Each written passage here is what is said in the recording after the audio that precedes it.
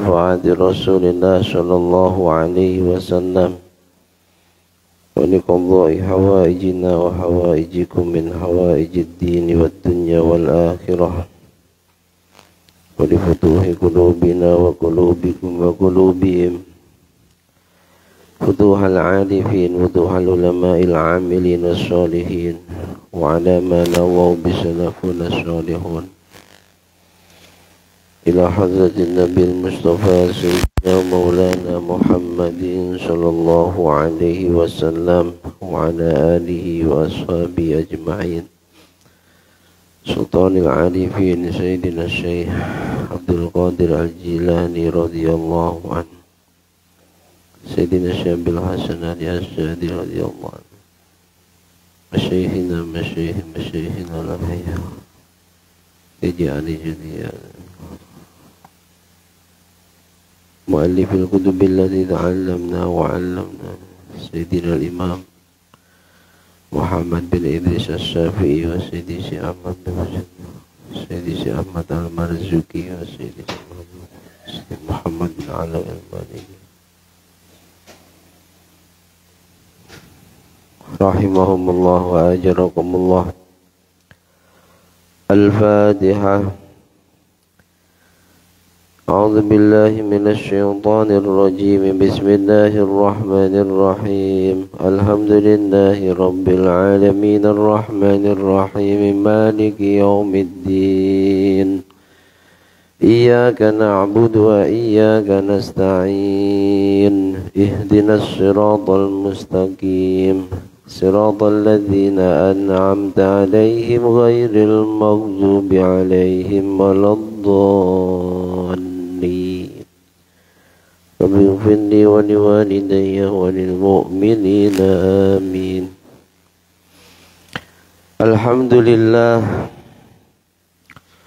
الحمد لله الذي جعلنا من الناسخين وألهمنا بعلوم العلماء الراسخين والصلاة والسلام على أشرف الأنبياء وإمام المرسلين سيدنا مولانا محمد وعلى آله وأصحابه أجمعين. سبحانك لا علم لنا إلا ما علمتنا إنك أنت العليم الحكيم. رب اشرح لي صدري ويسر لي أمري واحلل عقدة من لساني يفقه قولي آمين. أما بعد. Yang sama-sama kita hormati, kita muliakan segenap jajaran pengurus dan Dewan Kemakmuran Masjid Al-Kafah Perumahan Legenda Malaka. Yang juga sangat kami hormati, kami muliakan bapak-bapak, ibu-ibu, hadirin wal hadirat, jamaah sholat subuh Masjid Al-Kafah, kaum muslimin muslimat, mukminin mukminat, rahimana wa rahimakumullah wa as'adakumullah. Alhamdulillahi rabbil alamin. Mari tiada penabusan senantiasa kita panjatkan kehadirat Allah Subhanahu wa ta'ala sebagai bukti syukur bil lisan kita kepadanya yang sampai pada saat ini masih berkenan melimpahkan banyak rahmat, nikmat, taufik, hidayah serta inayahnya kepada kita semua sehingga kembali kita bisa menjaga keistiqomahan kita melaksanakan sholat fardu subuh secara berjamaah dan dilanjutkan dengan duduk di majelis ilmu setelah sholat fardu berjamaah. Mudah-mudahan Allah meridhoi dan menerima majelis kita ini dengan segala kekurangannya, dan Allah memampukan kita menjadi hamba-hambanya yang ahli istiqamah. Majelis kita membawa barokah, membawa manfaat, membawa maslahah untuk agama, dunia dan akhirat kita. Amin, amin, Allahumma amin. Salawat salam semoga senantiasa tercurah limpahkan keharibaan beliau, junjungan alam, sang pembawa pelita Islam, Nabi Agung Muhammad sallallahu alaihi wasallam, dengan ucapan doa, Allahumma salli wa sallim ala sayyidina Muhammadin abdika wa rasulika nabiyil ummi wa ala alihi wa sahbihi wa sallim tasliman katsira. Mudah-mudahan dengan segala kekurangan, kelemahan, kebodohan, kemaksiatan kita, Rasulullah berkenan mengakui kita sebagai umatnya dan kelak di hari kiamah mendapatkan syafaatnya. Amin, amin, Allahumma amin. Bapak Ibu hadirin wal hadirat jamaah semuanya yang dirahmati Allah, kajian tauhid kita pagi hari ini pembahasan tentang al-jaizu fi haqqil anbiya war rusuli alaihimus salatu wassalam. Sifat jaiz bagi para nabi dan para rasul. Bismillahirrahmanirrahim. Qala al-muallif rahimahullahu ta'ala wa nafa'ana bihi wa bi ulumihi wa bi anwarihi wa bi asrarihi fid daraini amin. Qala an-nazim rahimahullah. Beliau Syekh Ahmad Al-Marzuki dalam nazam Aqidatul Awamnya berkata, wa jaizun fi haqqihim min aradi bi ghairi naqsin ka khafifil maradi. Wa jaizun, dan boleh, fi haqqihim, pada haknya para nabi dan rasul, min aradin, perkara baru yang juga dialami oleh manusia pada umumnya, bi ghairi naqsin, tanpa mengurangi marwahnya, harga dirinya, derajatnya, ka khafifil maradi, seperti sakit yang ringan. Penjelasan para ulama dari nazam ini, wal jaizu fi haqqil anbiya war rusul wuqu'ul a'rad al basyariyah. Boleh terjadi, dialami oleh para nabi dan rasul, a'radul basyariyah, perkara-perkara baru yang juga dialami oleh manusia lain. Perkara anyar kang bangsa kamanungsan, itu makna guru-guru kita. Perkara-perkara baru yang juga dialami oleh manusia-manusia lain. Bukan kok karena nabi dan rasul lalu tak pernah sakit, lalu tidak tidur, lalu tidak pernah stres, bukan. A'radul basyariyah. Jadi kalau ditanya sifat nabi dan rasul apa? A'radul basyariyah. Perkara yang juga dialami oleh manusia itu boleh-boleh saja juga dialami oleh para nabi dan rasul. Allati la tuaddi ila naqsin fi maratibihim, dengan catatan perkara baru yang juga dialami oleh para nabi dan rasul dari perkara-perkara yang dialami oleh manusia pada umumnya, ini tidak sampai mengurangi mengurangi marwahnya, mengurangi derajatnya, mengurangi martabatnya. Semisal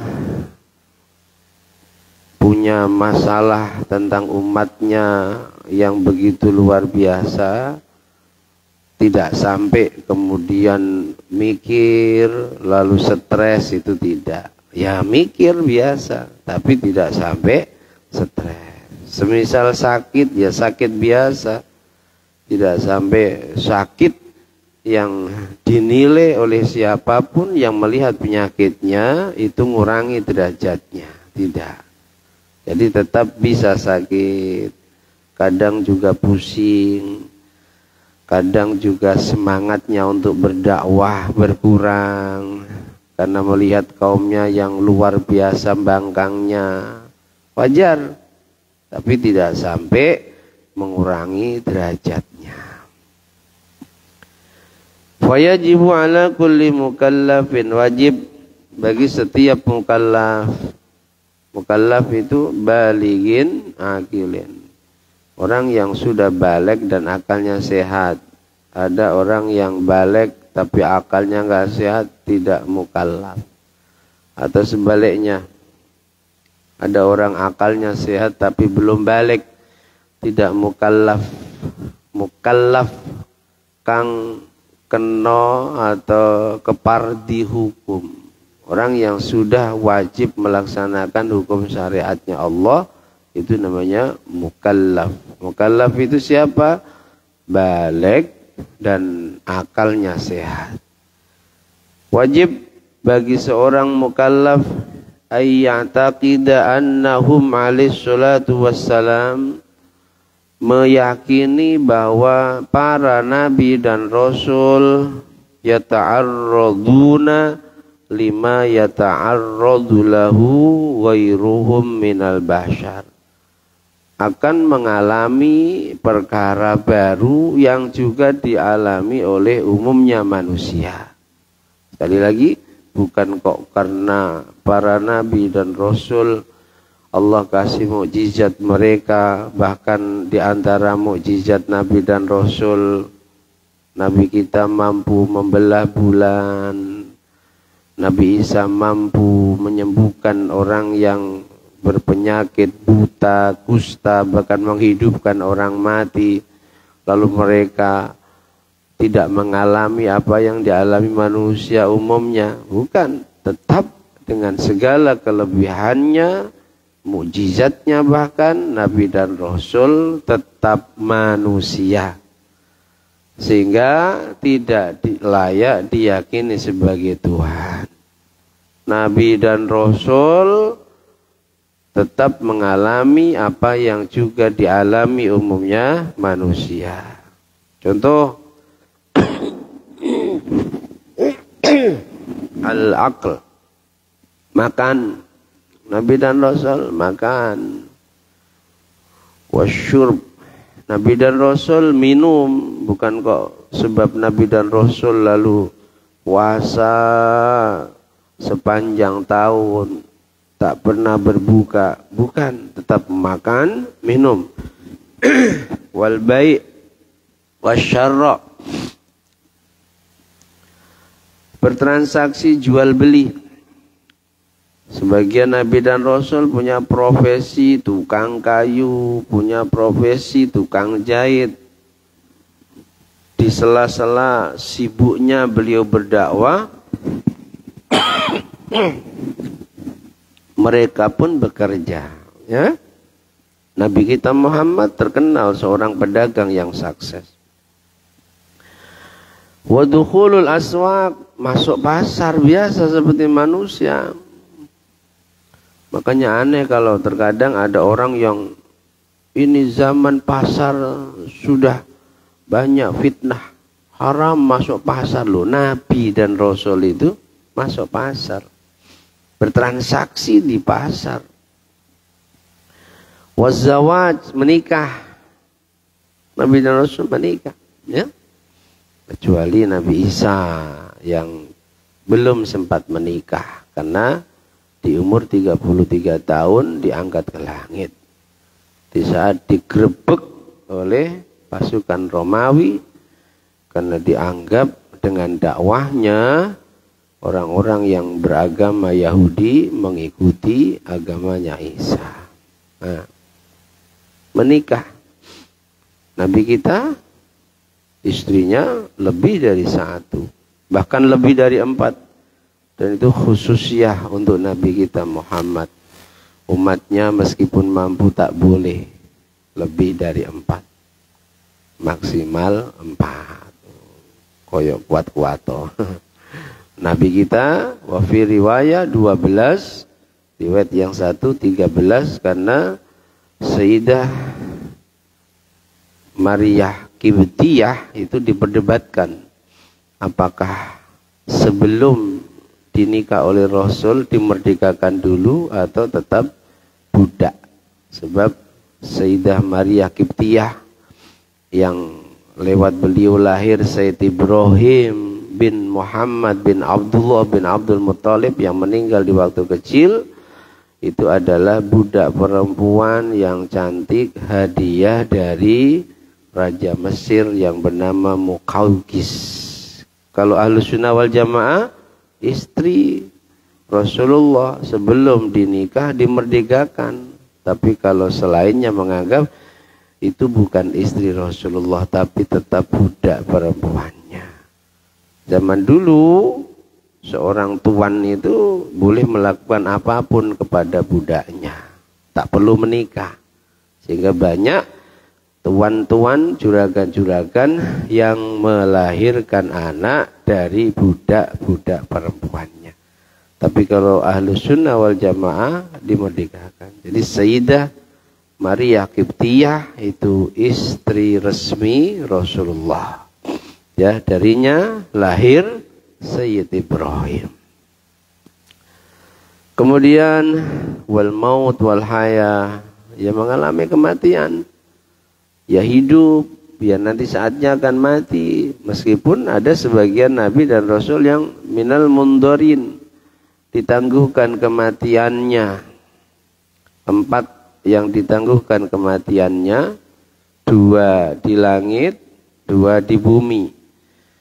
Yang di langit 1 Nabi Isa, memang belum pernah mati. Usia 33 tahun diangkat ke langit. Peristiwa digerebek oleh orang-orang Romawi, lebih tepatnya pasukan. Yang kedua Nabi Idris. Nah, kalau Nabi Idris ini sudah pernah mati. Sudah pernah mati. Nabi Idris ini ahli ibadah. Manusia yang pertama kali bisa menulis Nabi Idris. Sampai hari-hari jadi perbincangannya penduduk langit, heran. Ada yang ngebet banget pengen jadi bestinya, ya. Pengen kenal, pengen silaturahim, pengen berkunjung kepada Nabi Idris. Siapa? Israel. Singkat cerita minta izin pada Allah, pengen kunjung silaturahim ke Nabi Idris. Diizini menjadi manusia, nyamar menjadi manusia, dimuliakan. Ada tamu datang dimuliakan. Cuma semakin hari Nabi Idris ini semakin heran. Ini tamuku ini kok aneh. Setiap dikasih makan minum nggak dimakan. Terus sampai 3 hari ini aku perhatikan kok nggak pernah tidur. Akhirnya ditanya, Fulan, maaf, sebenarnya kamu ini siapa? Kok aku perhatikan 3 hari ini? Aku kasih makan, gak kamu makan. Aku perhatikan kamu gak tidur. Lalu jujur, Israel yang menyamar menjadi manusia menjawab, aku Israel, wahai Idris. Paket, Israel, iya. Kedatanganmu untuk apa? Apa sekedar silaturahim atau mau mencabut nyawaku? Lalu Israel mengatakan silaturahim. Singkat cerita, semakin akrab keduanya. Lalu Idris minta boleh nggak aku minta? Kita kan sudah bestie nih. Apa? Tolong cabut nyawaku. Tapi sebentar saja. Nanti tolong kembalikan. Aku pengen tahu rasanya orang mati. Rasanya ruh keluar dari jasad itu seperti apa. Biar aku bisa ceritakan pada umatku. Idris menjawab. Israel menjawab, wahai Idris, saya tidak bisa mencabut nyawa siapapun kecuali dengan izinnya Allah. Jadi enggak kok seenak saya pengen nyabut nyawa si fulan aku cabut. Enggak bisa Idris. Harus dengan izin Allah. Ya sudah, mintalah izin sama Allah. Nah ini pelajaran bahwa tawassul itu disyariatkan bukan hanya sejak Nabi Muhammad. Mulai Nabi Adam itu pun diampuni oleh Allah mentoknya ketika bertawassul lewat nama agung baginda Muhammad Shallallahu Alaihi Wasallam. Padahal belum lahir. Apa Nabi Idris gak bisa minta langsung kepada Allah, ya Rob, izinkan Idris nyabut nyawaku sebentar lalu dikembalikan? Bisa. Tapi Nabi Idris tetap minta makhluk yang dalam pandangannya jauh lebih dekat dengan Allah dibanding dia.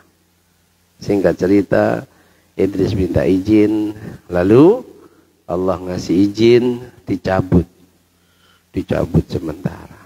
Nah itu panjang cerita ya.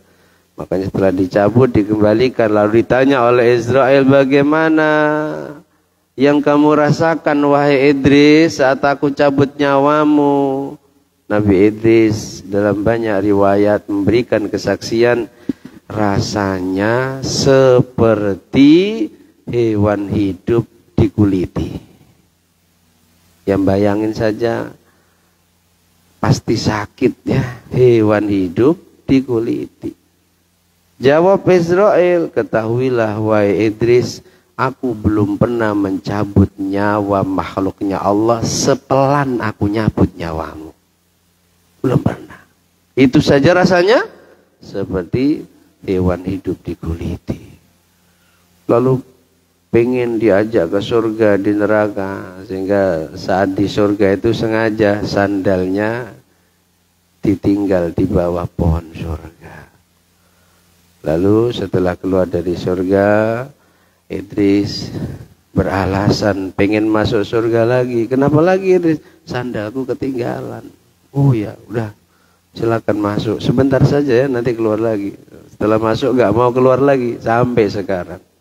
Ya, ketika disuruh keluar, beliau berdalil banyak bahwa Allah berfirman kalau hambanya sudah pernah masuk surga itu nggak mungkin keluar lagi. Apalagi saya juga sempat keluar, jadi biarlah saya di sini. Idris masih hidup sampai sekarang di langit.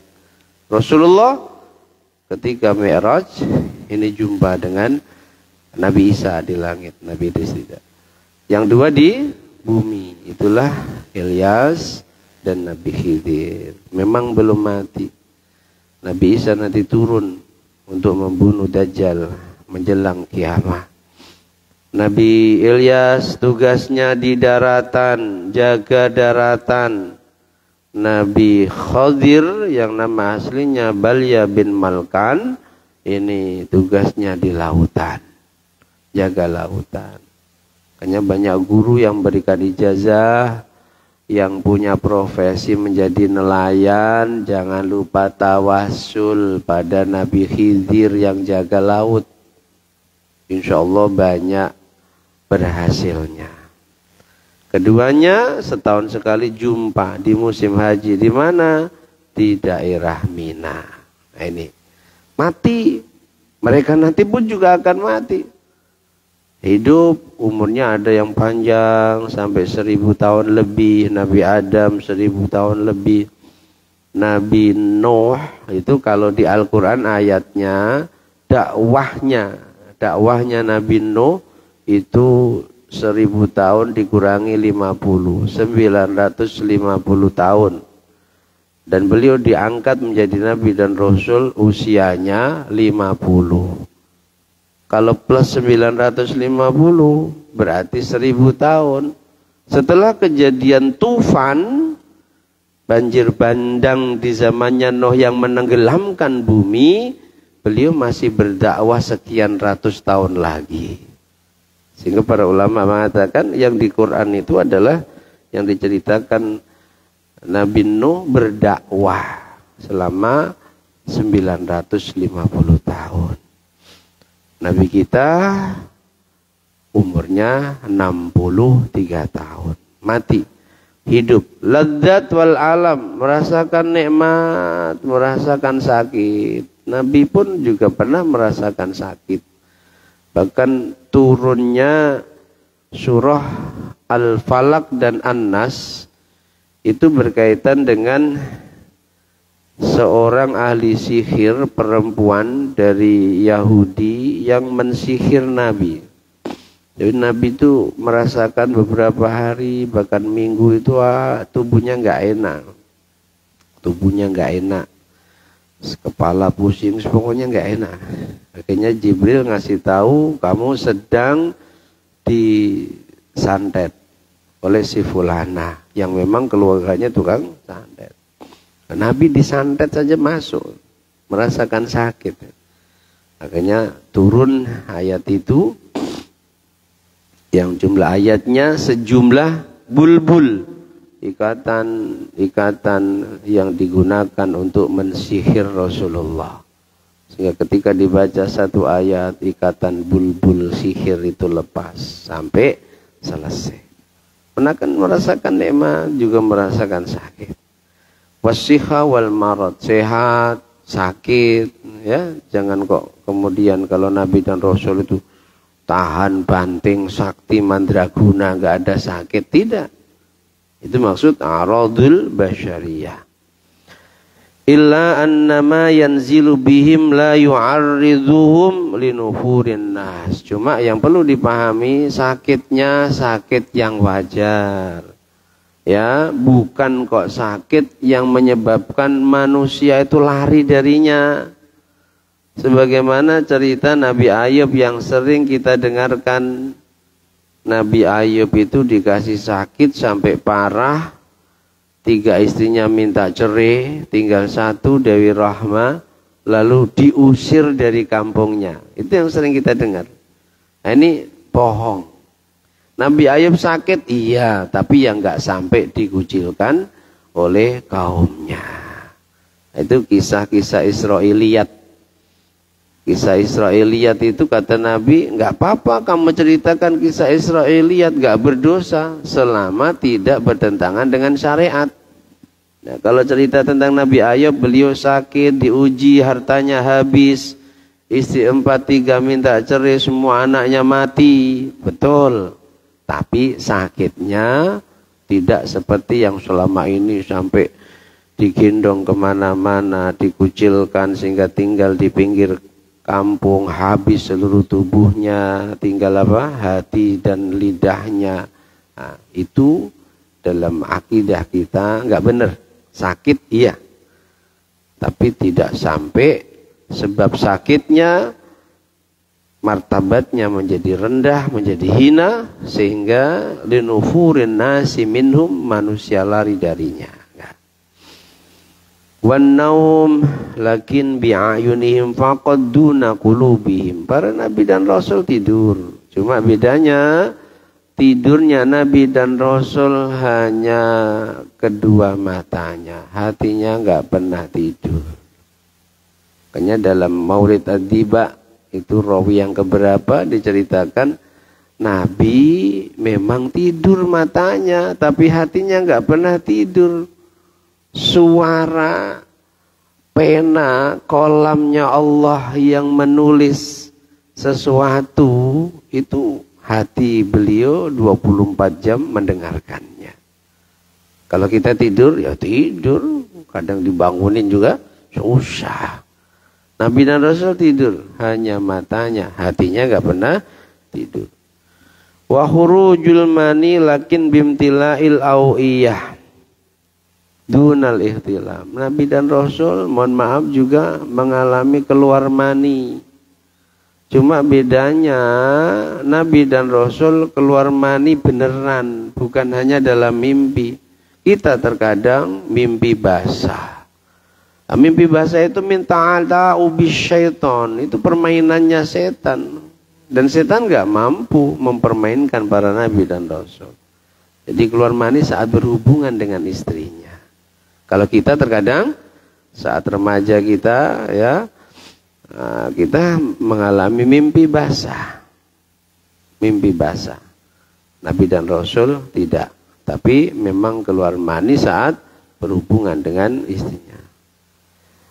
Fala yajuzu lisyaiton ayyatasallatu alaihim. Jadi kalau mimpi basah itu permainannya setan.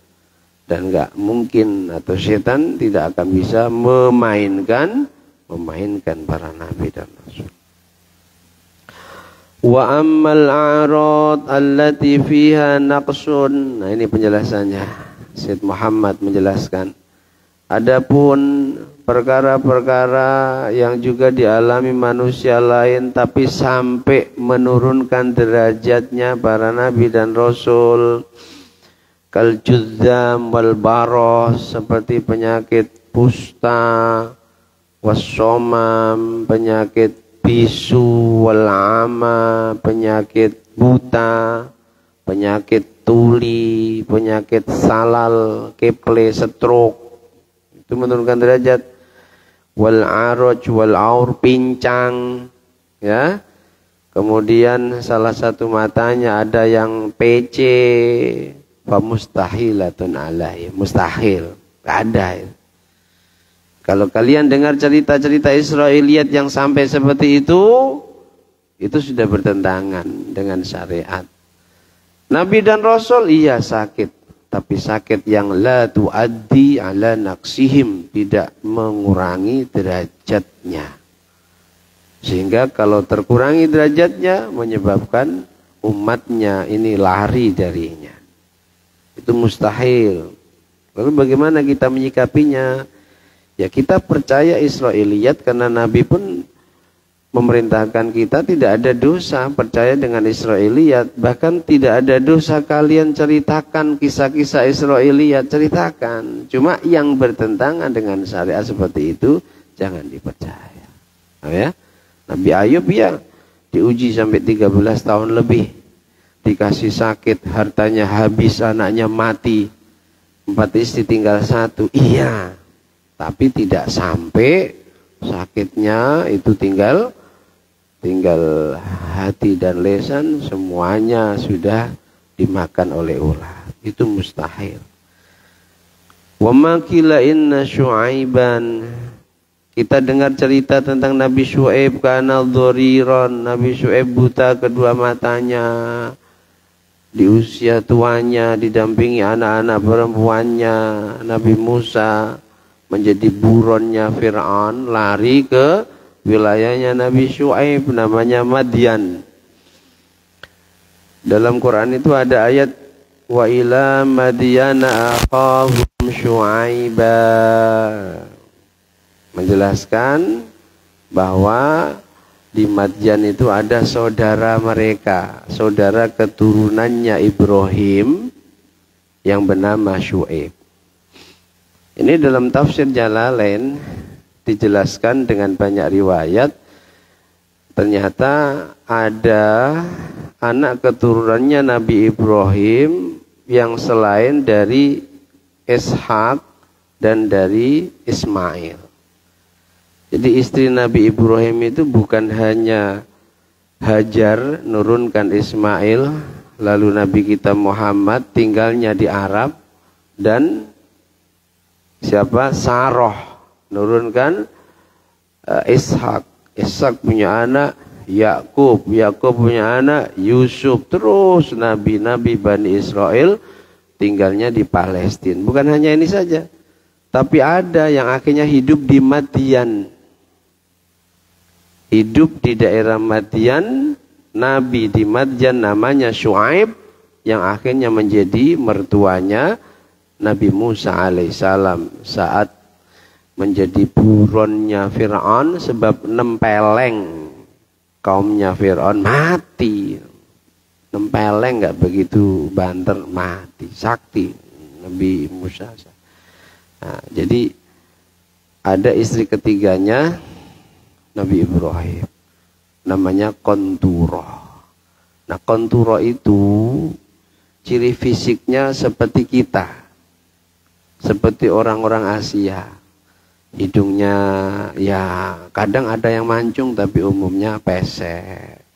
Kulitnya seperti orang Asia. Sehingga kalau ada orang Asia yang hebat dalam sisi ilmu dan kedakwahan, itu juga keturunannya Nabi Ibrahim dari istri ketiganya namanya Konturah. Itu ketika para ulama ini dalam tafsir Jalalain ya, itu menafsiri ayat wa ila madyana akhahum syuaiba. Ada saudaramu yang bermigrasi ke Madian, itulah Syuaib. Dan ternyata itu keturunan dari istri ketiganya Nabi Ibrahim yang bernama Konturah. Silakan dibuka ini tafsir itu. Nabi Syuaib diceritakan di hari tuanya sakit sampai buta. Nah, Nabi kok buta, nggak layak. Ya sakit tua iya, tapi sampai buta enggak. La aslalah, itu enggak ada asal. Wa Yaqub innama hasurat lahu ghishawah wa zalat. Nabi Yaqub kehilangan Yusuf sampai grantes, mikir siang malam, kemudian stres sampai gila. Ada cerita itu, jangan percaya. Nangis tiap hari, ya kehilangan putra tercintanya. Ya, anaknya 12 dari 4 istri. Nabi Yusuf itu sekandung dengan Bunyamin. Tapi bukan Bunyamin Netanyahu ya. Bukan Bunyamin Netanyahu. Bunyamin itu saudara kandungnya Yusuf. Ketika kehilangan Yusuf, karena dibuang oleh saudaranya, sedih. Karena paling dicintai. Sedih ya, tapi kalau kita dengar cerita Nabi Yakub sedih sampai stres, menjadi gila, bohong, nangis terus, kedua matanya sampai buta, iya, tapi akhirnya sembuh. Nah, sembuhnya ini loh, Masya Allah, seorang Nabi dan Rasul, apa enggak bisa langsung minta pada Allah sembuhkan penyakit butaku? Ya bisa, tapi mengapa harus nunggu belasan tahun? Yang ditunggu apa? Yang ditunggu kaosnya Yusuf. Kaosnya Yusuf, bajunya Yusuf, bukan baju baru, baju yang sudah dipakai lama.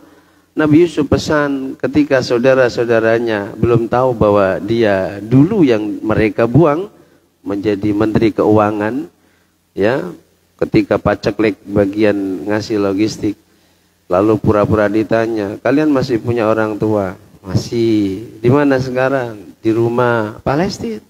Yusuf di Mesir. Bagaimana keadaannya? Cerita dia. Buta sekarang kedua matanya karena tiap hari nangisi anaknya saudara kami yang hilang.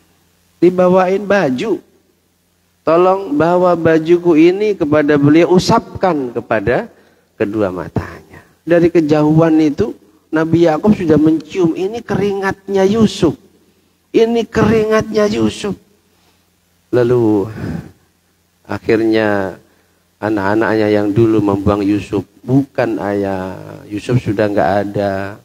Ini baju milik Menteri Keuangan Mesir, berpesan agar baju ini diusapkan ke wajah ayah. Bukan, ini keringatnya Yusuf. Diusap sembuh. Nah, ini contoh bahwa Islam mengajarkan syariat. Mengajarkan tawasul. Ngapain nunggu baju bekasnya Yusuf untuk menyembuhkan penyakitnya? Jadi orang yang anti tawasul itu ya aneh juga gitu. Padahal dalam Islam, di Al-Quran, di hadis-hadis Nabi banyak bercerita tentang bagaimana orang-orang mulia tidak kok minta langsung kepada Allah, tapi bertawasul lewat orang lain. Bertawasul lewat kalimah-kalimah zikir yang mulia. Ya, tawasul. Tawasul lewat apa? Lewat baju bekasnya Yusuf yang dari kejauhan itu beliau sudah mencium. Ini baju, ini keringat Yusuf, anakku, di mana dia sekarang? Sampai akhirnya mempunyai keyakinan, ini Yusuf, anakku masih hidup, sembuh.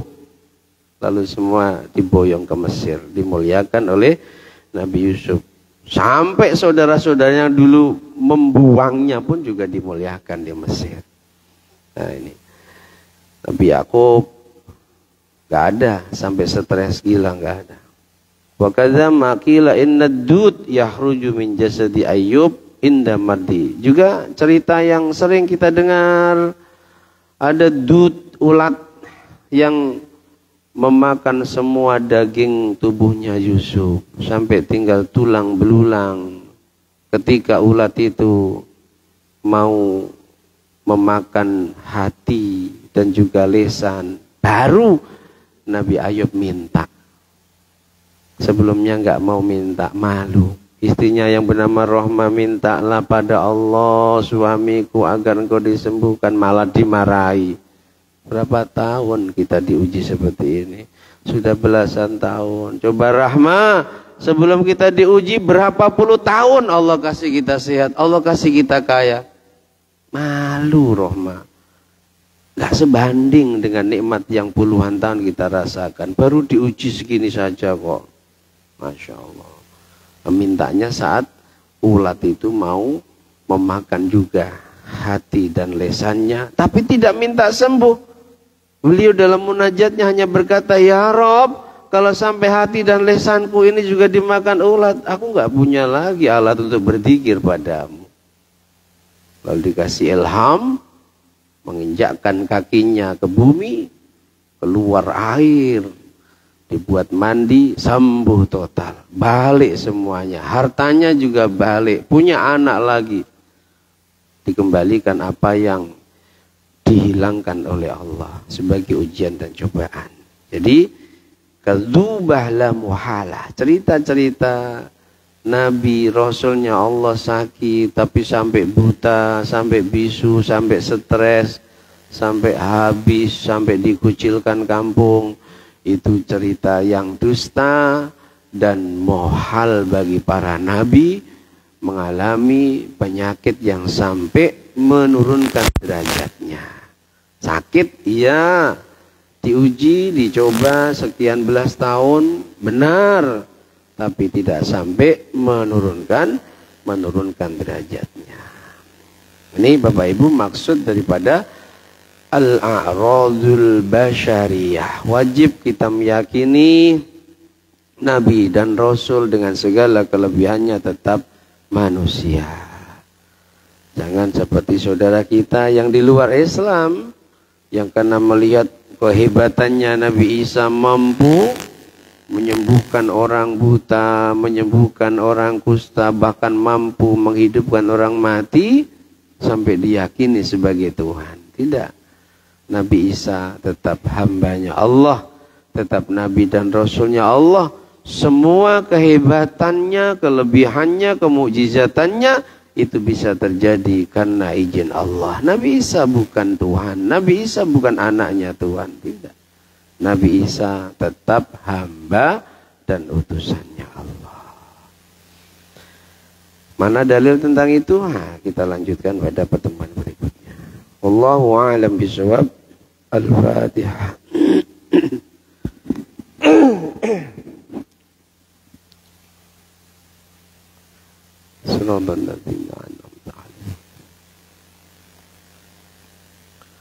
Amin ya Allah.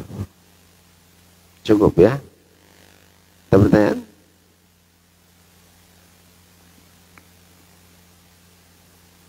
Gak ada.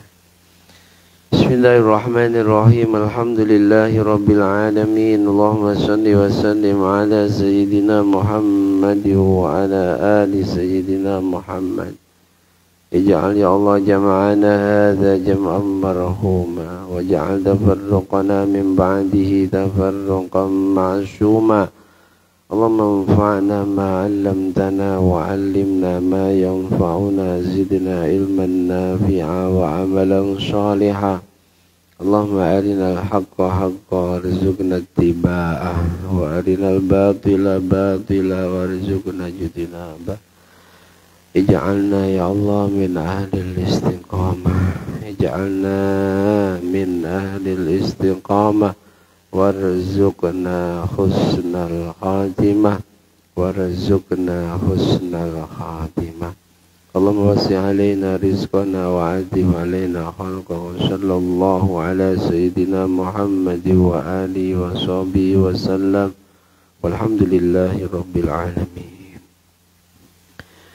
بسم الله الرحمن الرحيم. والعصر إن الإنسان لفي خسر إن الذين آمنوا وعملوا الصالحات وتواصوا بالحق وتواصوا بالصبر.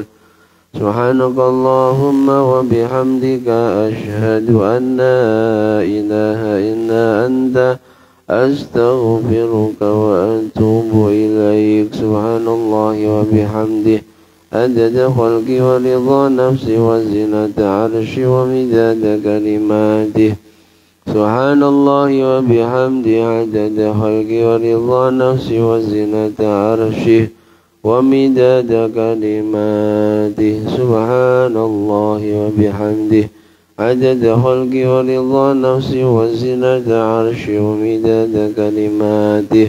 سبحان الله والحمد لله ولا إله إلا الله والله أكبر ولا حول ولا قوة إلا بالله العلي العظيم.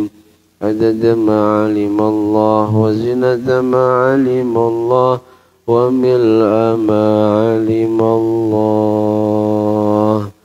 Demikian, ada kurang dan lebihnya mohon maaf. Akhirul kalam wal afu minkum.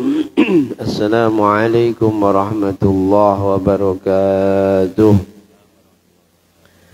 Disampaikan kepada jamaah bahwa sudah disiapkan sarapan. Untuk itu setelah sholat sunat syuruk dipersilakan untuk ke teras sebelah kiri. Terima kasih.